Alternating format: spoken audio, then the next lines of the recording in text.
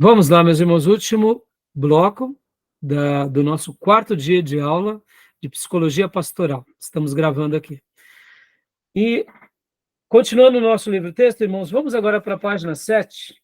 Página 7, quero ler aqui com vocês algumas outras linhas que eu separei também para vocês, para a gente poder estar trabalhando aqui. Página 7, não, página 9, aliás. Página 9.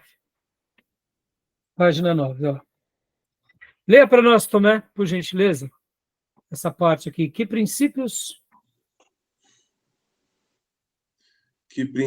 de interpretação e aplicação devemos ter para extrair do texto bíblico a informação de que precisamos para ajudar uma filha que é vítima do pai? Será que realmente cremos que a Bíblia é o livro certo para nos conceder as respostas a esse tipo de pergunta? Se é, como nos proteger então contra a ideia de encontrar suporte para as posições que já temos antes de ir ao texto? Será que um conselheiro sincero, regenerado, que não tenha estudado teologia formal, nem as línguas bíblicas, não é capaz de extrair do texto bíblico a mensagem nele expressa, dependendo, portanto, de teólogos formados para obter a verdadeira exegese? Se isso for verdade, por que os estudiosos bíblicos raramente respondem às perguntas difíceis que as pessoas fazem sobre a vida? Qual é a incógnita aqui que ele nos deixa, Larry Crabb? Não temos, irmãos, em muitas páginas da Bíblia, situações que vão dar uma resposta preto no branco de acontecimentos que passamos ou que enfrentamos.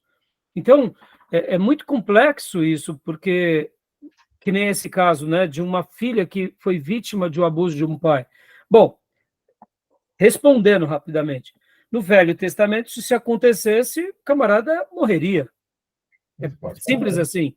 Mas e aí? Então, hoje dá para a gente matar o camarada? A gente pode até pensar de dar uma surra, mas vai resolver? Já pensou se o pastor chegasse no final de um culto e falasse assim: fulano, ficamos sabendo disso? Pega aí, diácono, desce o rei nele aí na igreja. Imagina o que aconteceria, entendeu? Ou seja, teríamos um problema maior. E aí a gente estaria fazendo uma aplicação do Velho Testamento no Novo. E no Novo Testamento temos esse caso? Não temos. E muitas outras questões. Eu até anotei aqui no meu livro, né? Estava fazendo uma pós-graduação, e o Zé Machado, pastor metodista, contou para nós uma história muito interessante. Ele disse que um pastor, ou foi ele próprio, não me recordo bem, eu acho que foi ele mesmo. Ele foi pregar numa grande igreja na América Latina, e chegou lá na igreja, e o pastor dessa grande igreja chegou para ele e falou assim: estou precisando muito de uma ajuda sua. Eu tenho um caso aqui muito sério na igreja, e eu não sei o que fazer. Aí ele falou assim: me conta, pastor. Pastor Zé Machado, né, um conferencista, um teólogo, um escritor, né, muito experiente, então ele possivelmente teria uma resposta, né?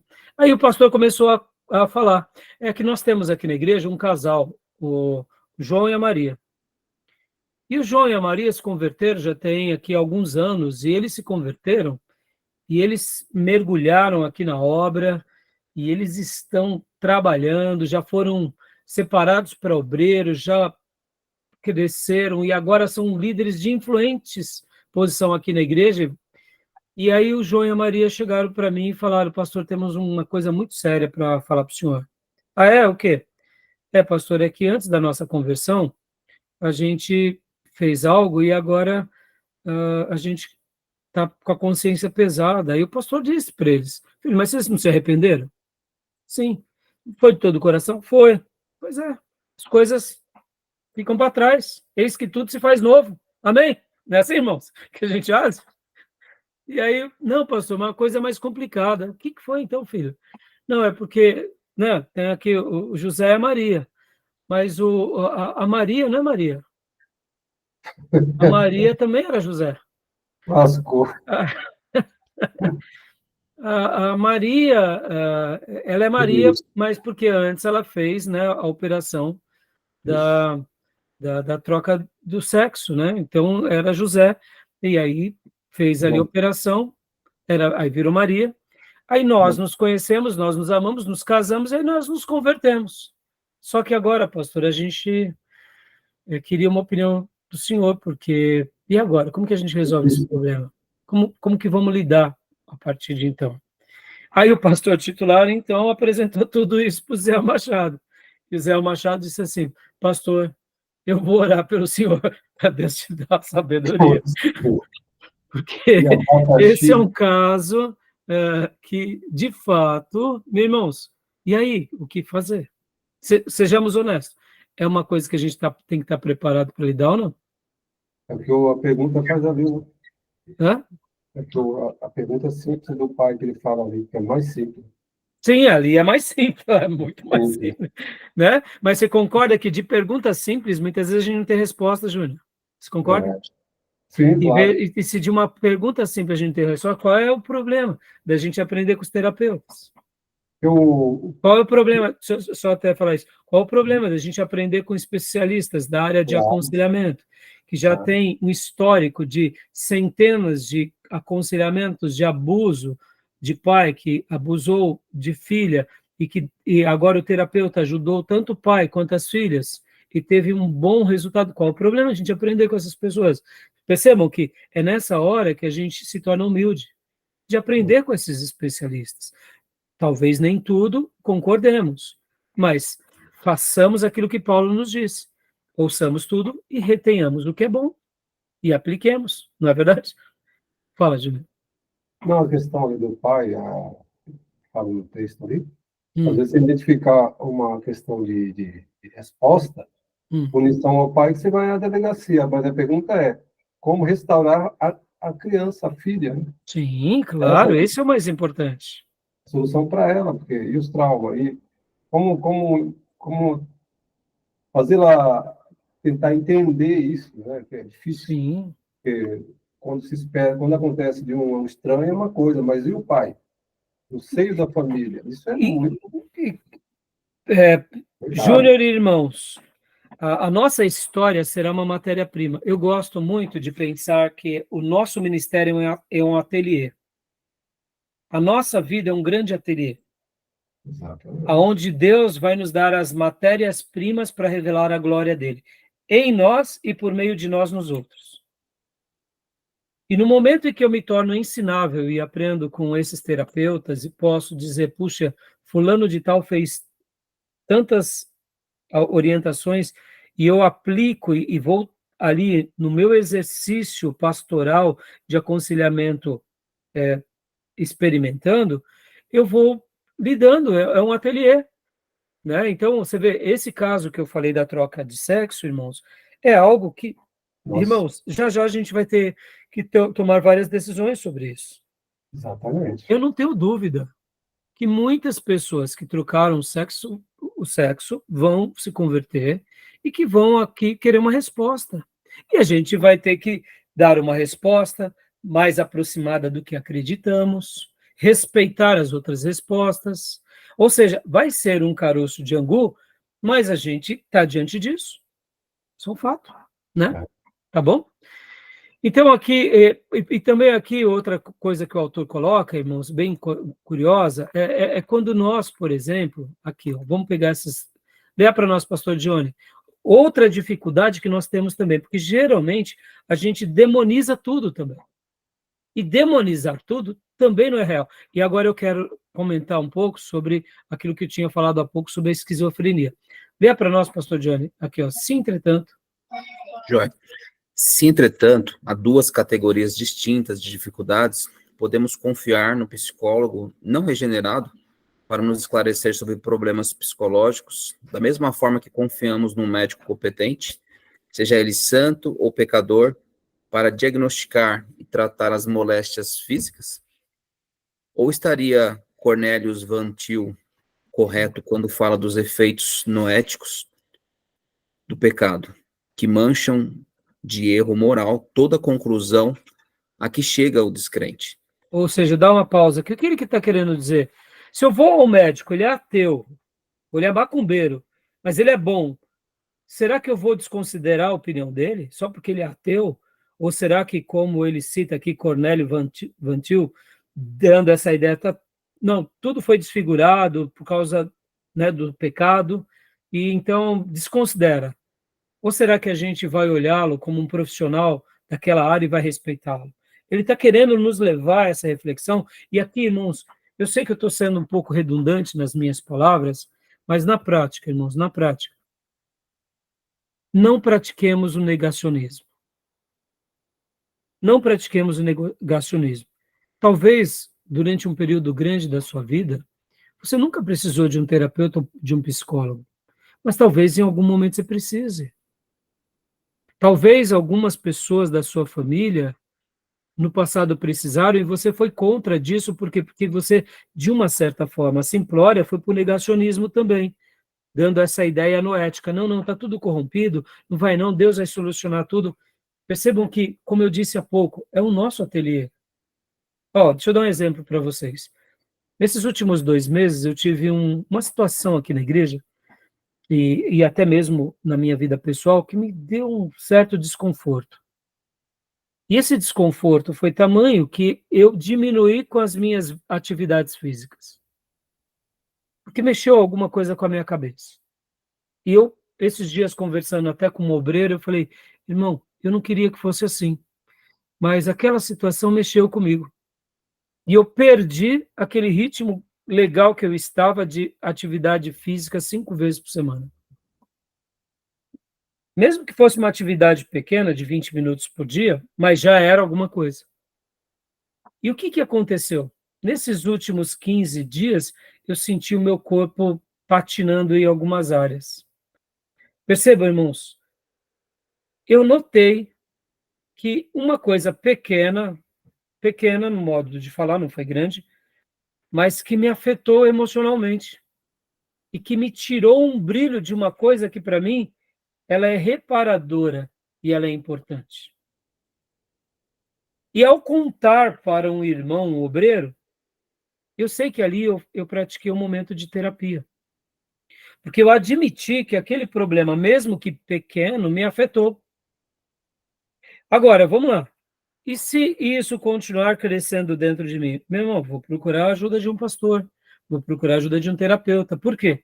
Porque muitas vezes a gente está vendo que a gente está com impasse e a gente pratica o negacionismo, seja porque a gente não acredita, seja porque a gente desconsidera, ou seja porque a gente tem medo mesmo. E é esse o ponto que eu quero ser redundante aqui na obra dele. Ele está abrindo esses leques, está dizendo mais ou menos o seguinte, olha, eu creio nas Escrituras, eu creio em Deus, eu creio no poder dele, mas eu creio que Deus também deixou uma sabedoria nesse mundo e que se alguma coisa for nobre, essa coisa seja uma coisa muito boa, como nós lemos lá no início da abertura, né? Quando eu leio sempre o versículo bíblico, que hoje nós lemos Mateus 11, 19, a parte B. Mas a sabedoria é comprovada pelas obras que a acompanham. Aqui Jesus estava falando de João Batista. Todo mundo estava vendo João Batista como um lunático. Mas olha as obras de João Batista. É uma obra maravilhosa. E tem coisas na vida que é assim. Então, eu estou sendo enfático nisso, né, porque a gente não pode ir para essas desordens. E nós, como pastores, tem horas que nós seremos colocados diante de algumas incógnitas que a gente não compreende. Eu falei que eu vou falar da esquizofrenia, eu já vou falar já, mas deixa eu contar uma experiência que eu tive aqui para vocês. Eu pastoreei ao longo desses anos um casal e a esposa ela tinha um problema fisiológico. Ela era deficiente em uma área. Eu, certa ocasião, tive um problema na igreja com outro obreiro, e esse outro obreiro era muito próximo a esse casal. E essa esposa, ela tinha uma certa proximidade. Eu confesso que, naqueles dias, ao exercitar ali o meu pastorado, eu fui enérgico com aquela irmã, até porque é o meu jeito de ser. E depois eu não entendia porque aquela irmã, ela entrava numa espiral para baixo tão negativa. E depois de algum tempo lendo, estudando, eu vi que aquele tipo de doença que ela tinha fazia com que ela tivesse uma vida emocional mais carente.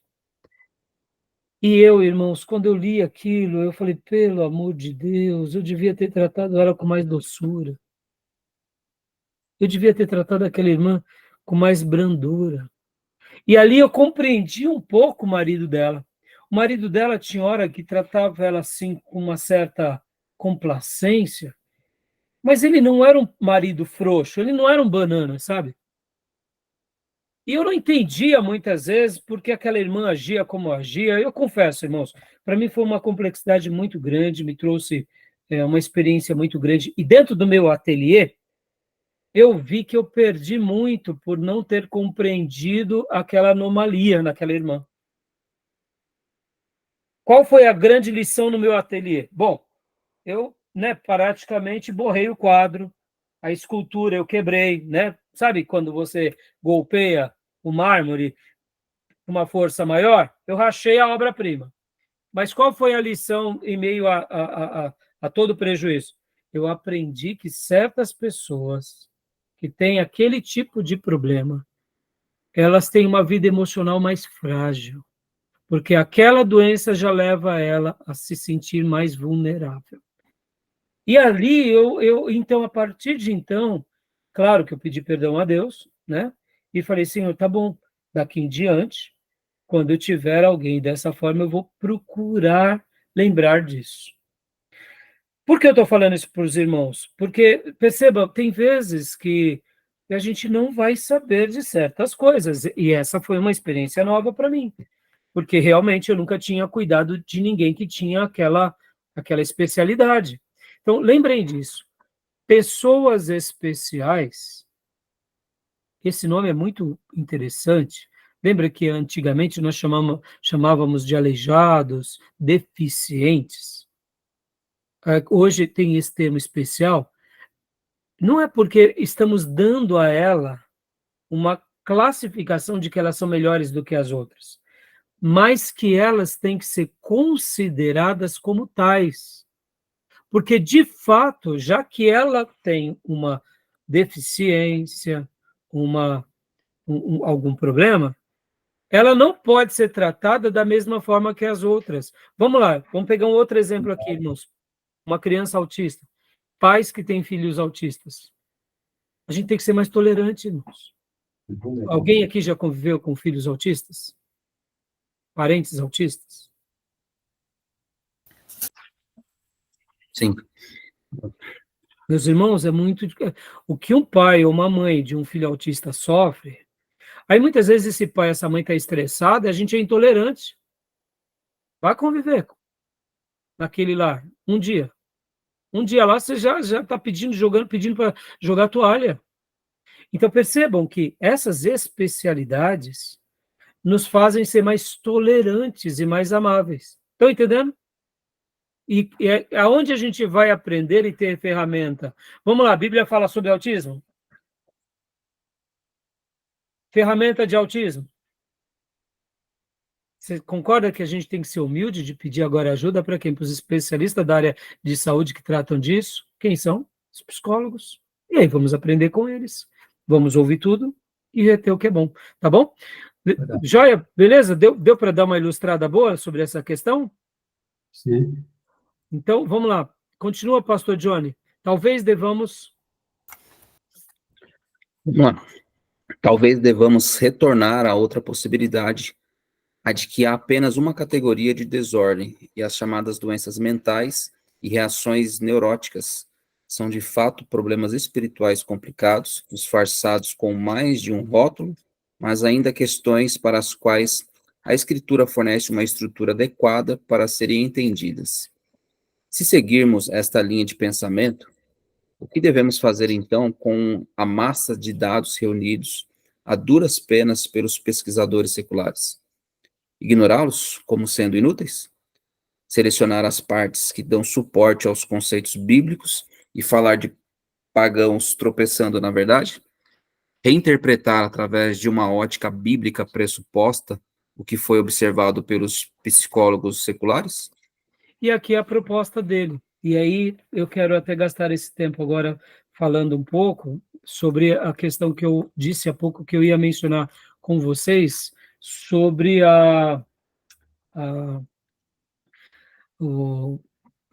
como que é o nome que eu tinha dito? Problema esquizofrênico. Então, porque aqui, irmãos, percebam, irmãos, se a gente espiritualizar tudo, a gente não está resolvendo o problema. Mas também, se a gente cientificar tudo, a gente não está resolvendo o problema. Aqui tem que ter, mais uma vez, o grande equilíbrio. A Bíblia fala de possessão demoníaca? Fala.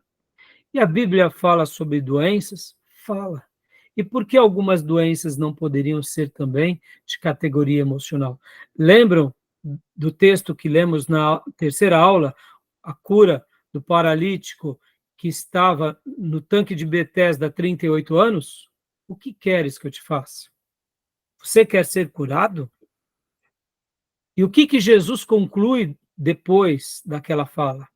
Vais e não peques mais. Podem ver que esse contexto, essa palavra está no contexto do paralítico. Poucas vezes Jesus disse para alguém, vais e não peques mais. Nas outras vezes, Jesus só curava e não precisava falar isso. Ué, mas por que para um Jesus fala, para outro Jesus não fala? Jesus tinha um propósito, porque tem certas doenças que têm a ver, tem certos pecados que desembocam em doenças, e tem outras vezes, como é o cego de nascença, que ele nasceu cego. Porque Jesus não disse para o cego de nascença, a João, vais e não peques mais. Ué, não tinha a ver com o pecado, ele nasceu cego, foi uma deformidade. Então perceba, irmãos, e aqui contando uma breve história, né, de um caso que eu tive, para a gente acabar aqui, né, e eu acabei nem lendo, vou deixar para a semana que vem, o material da Bíblia, né, dos psicólogos. Olha só,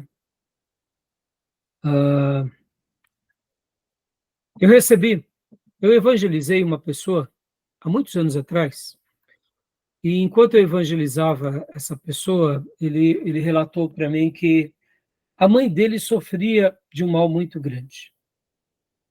E que esse mal fazia com que a mãe gritasse, que a mãe brigasse com os vizinhos. Literalmente, no prédio, eles moravam num prédio, todos tinham eles como um lar problemático, e a mãe era considerada como uma louca. Inclusive, deixa eu fazer uma citação aqui, que era loucura para os gregos, né? Olha só. Uma pessoa sadia, enquanto dorme, ela tem um pesadelo. E quando ela acorda, tudo termina. Mas o louco vive um pesadelo que nunca se acaba. Para os gregos, o que era uma loucura? Era um pesadelo ininterrupto. Pesadelo ininterrupto. Interessante essa definição de loucura para os gregos, né?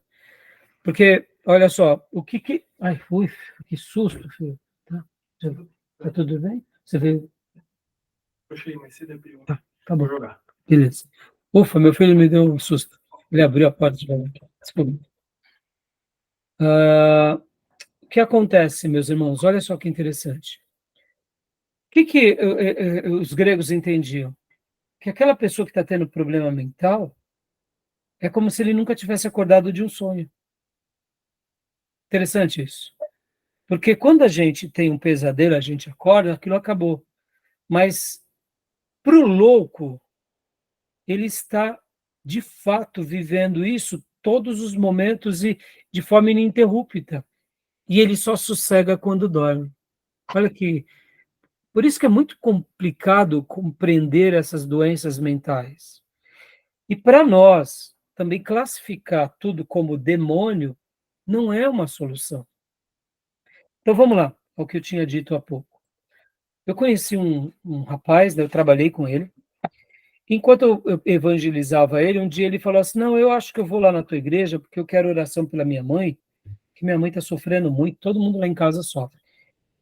E a mãe dele tinha uns picos de loucura tão grande que ele, inclusive, não entendia, e ele que tentava ajudar e piorava as brigas, e ele, inclusive, foi para as drogas, ele foi para o crack, e nessa época eu não sabia que ele era usuário de crack, nem de droga, e eu comecei a evangelizar ele. E eu disse para ele, olha, eu lembro como hoje, você precisa saber que Deus quer curar primeiro a tua alma, e depois de curar a tua alma, aí sim, quem sabe ele pode curar a tua mãe. Mas eu vou buscar a Deus por causa da minha mãe, não por causa de mim. Eu falei, tudo bem, mas saiba disso, Deus quer, em primeiro lugar, resolver o teu problema. E ele foi à nossa igreja e começou a frequentar a igreja. Esse rapaz, de uma forma diferente da maioria, ele ficou frequentando a nossa igreja durante 2 anos. Ele morava a 1 hora de carro da nossa igreja e ele não perdia um culto durante esses 2 anos. Mas ele não se convertia. Depois de 2 anos, ele aceitou a Jesus. E depois que ele se aceitou a Jesus, ele foi batizado e se tornou um obreiro brilhante. Mas o que eu quero dizer com isso? Nesse período de 2 anos, eu fui conhecendo ele, fui conhecendo a família, e aí, um dia eu lembro que ele falou assim, olha, minha mãe, eu acho que ela tem um espírito ruim. Eu falei, é mesmo? É, porque o comportamento dela é assim, assim, assado. Eu falei, puxa vida, tá bom, vamos marcar um dia para ir lá na casa dos seus pais, né, na sua casa? Ele falou, mas só que você vai ter que ir preparado, porque a mãe é assim. Se ela gostar de você, joia. Se ela não gostar, ela vai te atirar para fora. Imagina, olha a situação que ele já estava me preparando. Eu falei, pelo amor de Deus, nunca passei por isso, né? Não, tudo bem. Falei para ele, paciência, vamos lá. E aí, quando eu fui já com muita cautela, né? E ele contou várias histórias. Ele falou, sabe aquele fulano que trabalhava comigo? Sei. Pois é, minha mãe amava ele, depois minha mãe passou a odiar ele. Falei, eita. Então, olha só as situações, né, irmãos? E aí eu cheguei e fui até a casa dele, a primeira vez, e ali eu notei muita coisa diferente. Eu notei que as janelas eram todas tapadas, né, com cortinas, ou era dia, mas tudo escuro, tinha muito acúmulo de coisas. Onde tinha um ralo, ela tapava o ralo. E ali fiz aquele momento de um primeiro contato com a mãe. Ela me olhava assim, desconfiada, com os olhos bem arregalados. E eu falei, pelo amor de Deus, que situação difícil. O pai, já naqueles dias, o pai tinha se separado dela, não vivia com ela, mas eu também conheci o pai dele. E o pai já tinha um comportamento mais sereno, mais fleumático, mais melancólico, assim. E depois daquele primeiro contato, li a Bíblia, orei por eles, tal. E aí, no final daquela reunião, o irmão falou, e aí, pastor, você notou demônio? Eu falei, irmão, olha, eu digo para você que eu nunca tive uma experiência como essa. Eu notei que é diferente, eu notei uma percepção diferente, tua mãe não é normal, mas eu notei que era uma coisa mais psicológica. Eu notei que o teu lar era um lar que tem alguma coisa, eu não sei o que é, como é, por que é, mas eu sinto, sim, que há uma opressão maligna, não tenha dúvida, mas a sua mãe não necessariamente ela está ali com o demônio. Não necessariamente. Mas eu sinto que algum problema ela tem. Então, vamos continuar orando com toda a paciência, vamos buscar a Deus. E ali, como eu já estava com esse irmão, e eu não me recordo bem se nesse período ele já tinha aceitado Jesus, então foi mais agradável. Porque pensa nisso, irmãos, 2 anos, o camarada pegava o carro, aqui em Ferraz mesmo, ele dirigia 1 hora, chegava no culto, ouvia uma palavra de 1 hora, eu fazia o desapelo e não aceitava Jesus. Como nós trabalhávamos juntos, muitas vezes eu almoçava com ele durante a semana. E durante a semana ele era uma pessoa de uma personalidade muito, como eu posso dizer, muito resolvida, ele dizia assim, por exemplo, a gente estava conversando e falava, ei, como que foi seu final de semana? Não, eu fui lá para casa dos meus cunhados, tal, aí pegamos lá e começamos a tomar cerveja, tomar um pagode, cantar um pagode, porque qual o problema? Aí eu falava assim, então, mas está indo para a igreja. Não, mas não tem nenhum problema. E aí eu falava, puxa vida. Aí eu tentava ali, mesmo no almoço, né, contornar, e eu pregando Bíblia, Jesus, santidade, e ele, não, eu não penso assim e tal. Eu pensava comigo, bom, esse domingo ele não vai estar na igreja, né? Depois desse almoço, o camarada estava lá. Foi 2 anos assim, irmãos. Ele se converteu, mas se tornou um dos meus obreiros mais especiais. Eu não vou dar o nome dele aqui por uma questão de respeito. Muitos irmãos conhecem ele. E o que acontece? Depois desses 2 anos, então, fui à casa da mãe, e lá cheguei e notei, assim, que uns irmãos diferentes, dava para notar que eles olhavam tudo assim, com medo, né, o outro não. Uma irmã era mais parecida com ele, outros irmãos eram um pouco diferente dele. E aí eu notei ali literalmente uma divisão. Uns filhos puxaram para o pai e outros filhos puxaram para a mãe. Mas mesmo assim uma mistura. E aí eu comecei então a ter mais contato com eles, fui outras vezes lá orar com eles, e ali eu notei, eu falei assim, olha, o que eu noto é que sua mãe tem um problema psicológico. Se já foi buscar tratamento e tal, eu falei, não, minha mãe não vai nem no posto. Irmãos, era uma coisa assim fora do comum. Ela tapava os buracos e as paredes, porque ela falava que o vizinho estava olhando por dentro do ralo. Então ela vivia mundos paralelos em função disso. E aí, bom, resumindo uma longa história, esse irmão já nessa época já se batizou. Para vocês terem uma ideia, eu discipulei ele, sabe aonde? Lá no Betel Brasileiro.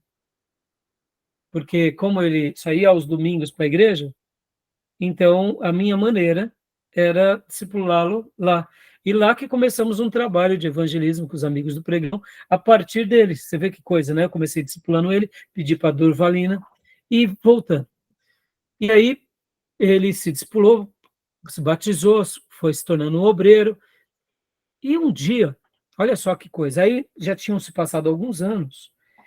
E como que você vai cuidar de uma família, sendo que ela não vai nem no posto fazer exames básicos? Não ia nem resolver problemas médicos dos mais simples.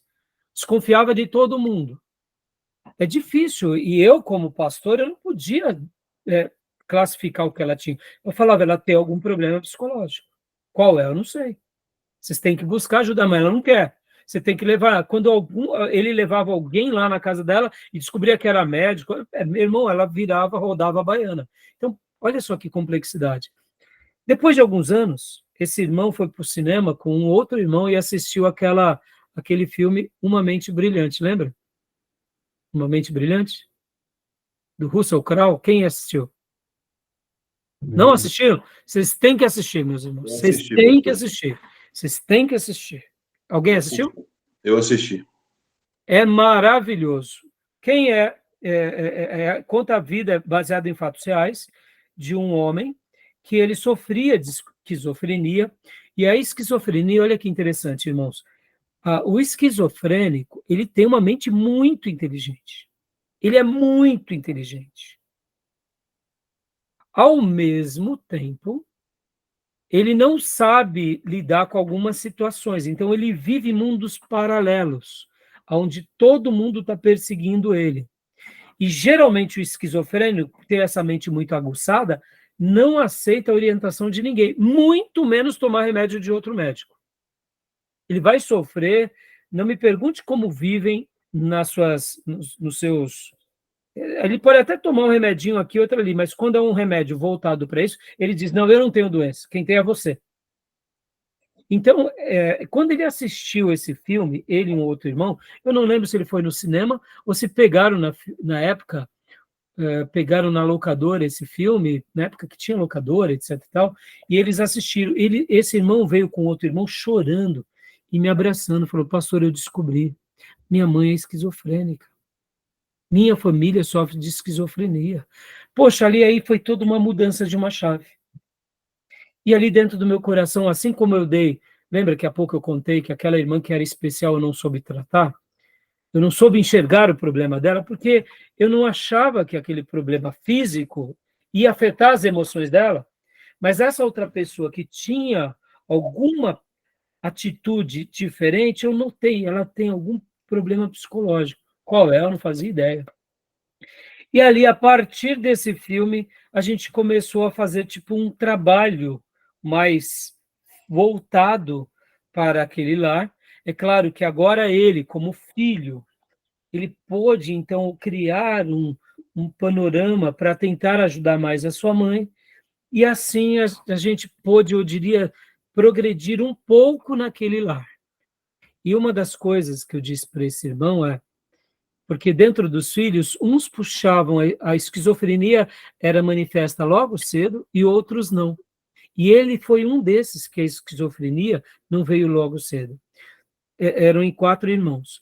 2 a esquizofrenia veio logo cedo e 2 a esquizofrenia não veio logo cedo. Tanto é que esse irmão, ele fez economia, ele fez um MBA de finanças, ele teve cargos praticamente de diretoria no mercado financeiro.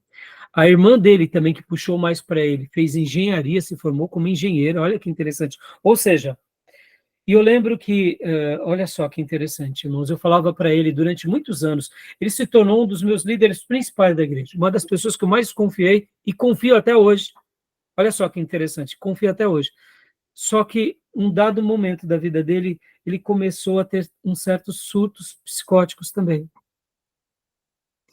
E enquanto eu pastoreava ele durante muitos anos, eu falava assim, fulano, você sabe que um dia você pode ter, pode aflorar sobre você a esquizofrenia, né?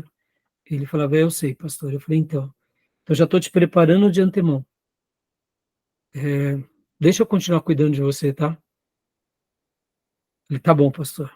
Ó, quando você estiver lá, eu sei que vai ser difícil, mas você tem que estar bem servido dos amigos e de especialistas para continuar cuidando de você, tá bom? Só que, infelizmente, irmãos, essa doença, ela é uma doença tão cruel, porque o que acontece na esquizofrenia, irmãos? É uma química que falta no cérebro. E com uma dose adequada de remédio, a pessoa para de ver ou de vislumbrar esse mundo paralelo. No filme A Mente Brilhante, esse homem, ele descobriu que ele tinha esquizofrenia porque a criança pela qual ele conversava não crescia depois de 5 anos.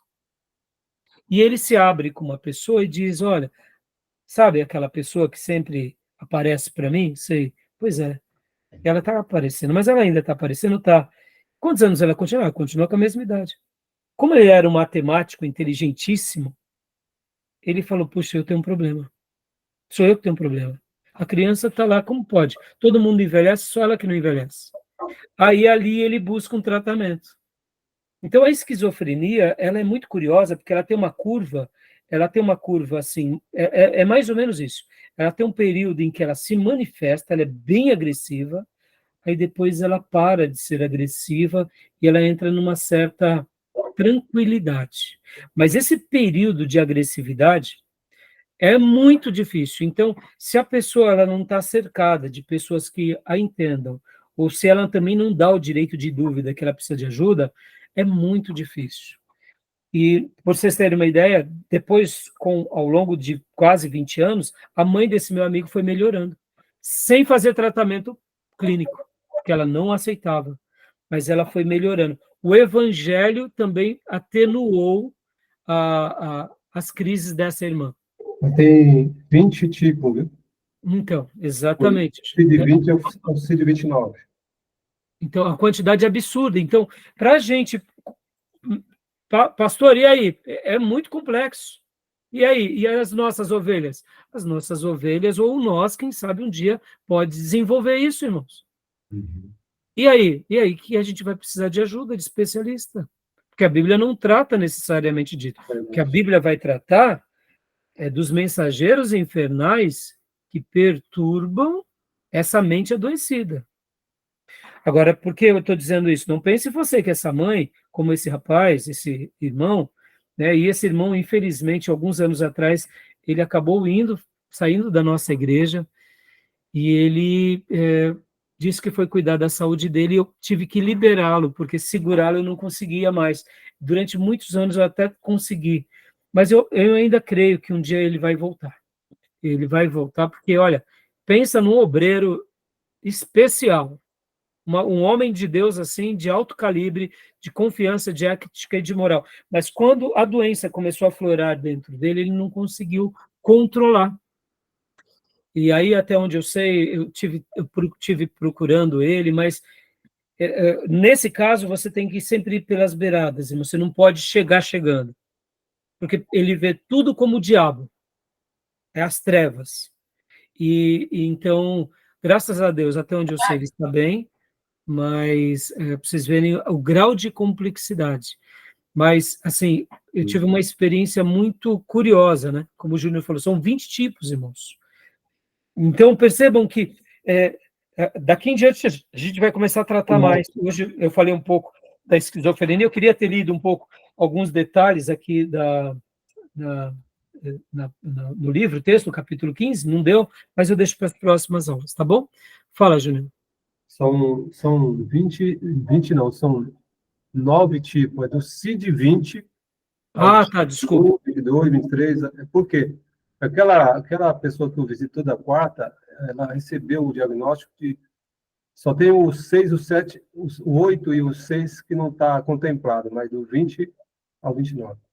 Ah, tá, são 9 tipos, né? Obrigado, viu, Júnior? É que nem, por exemplo, irmãos, eu vou dar uma indicação para vocês, tem uma advogada extraordinária, é um dorama, é uma série de uma advogada que ela é autista, mas ela está dentro daquela categoria de Asperger, sabe? Que é gênio. Porque, irmãos, mas é maravilhoso.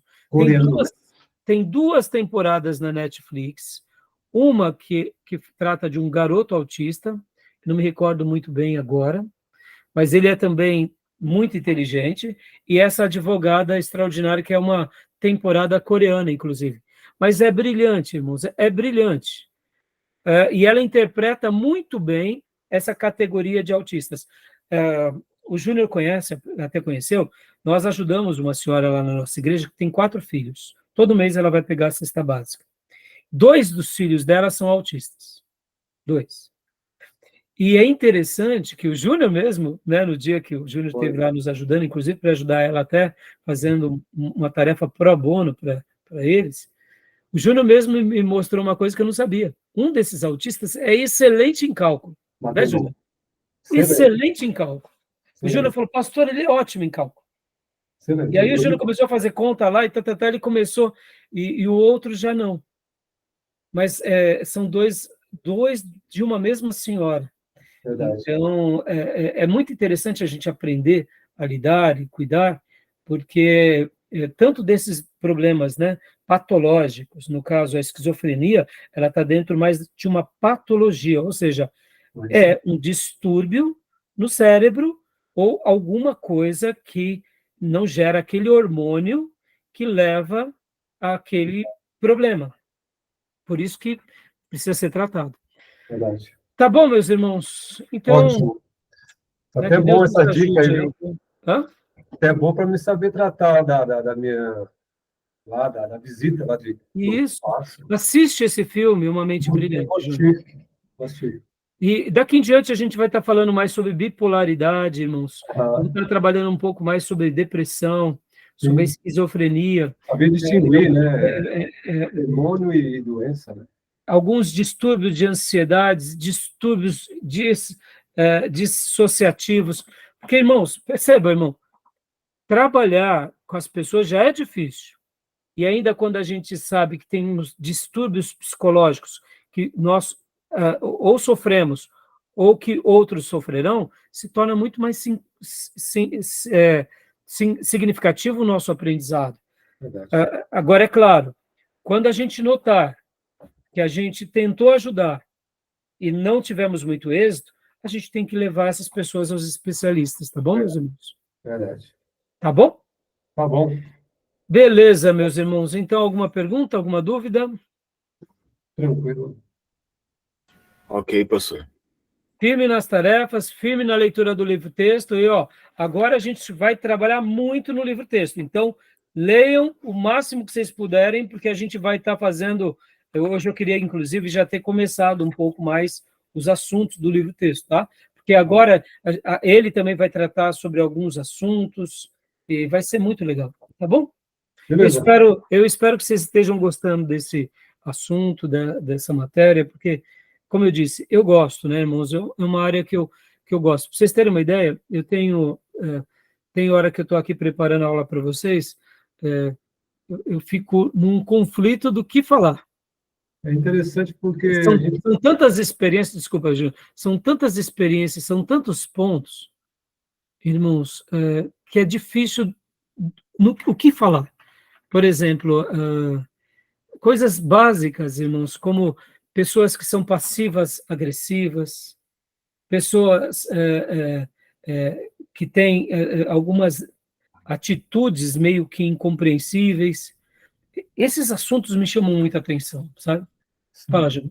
não é importante para a gente saber abordar uma situação que foge do nosso cotidiano, né? Totalmente, Júnior. Totalmente. E, por exemplo, Júnior, foge do cotidiano, e nós, geralmente, como povo de Deus, e cremos na Bíblia, e cremos em milagre, a gente simplifica tudo. Ou põe tudo dentro do milagre, ou põe tudo dentro do demônio. E aí aí vai para o outro lado mais histórico, a igreja histórica. Não, vai tudo para a ciência, não. É tudo problema neurológico, patológico, emotivo, e não tem demônio. Então, o que eu enxergo? Eu enxergo que o equilíbrio ele é determinante. O equilíbrio é determinante. Tá bom? Agora, fechado, meus irmãos? Casal lá é complicado para o pastor, hein? Uma hora quem sabe... Maria não é mais José, e...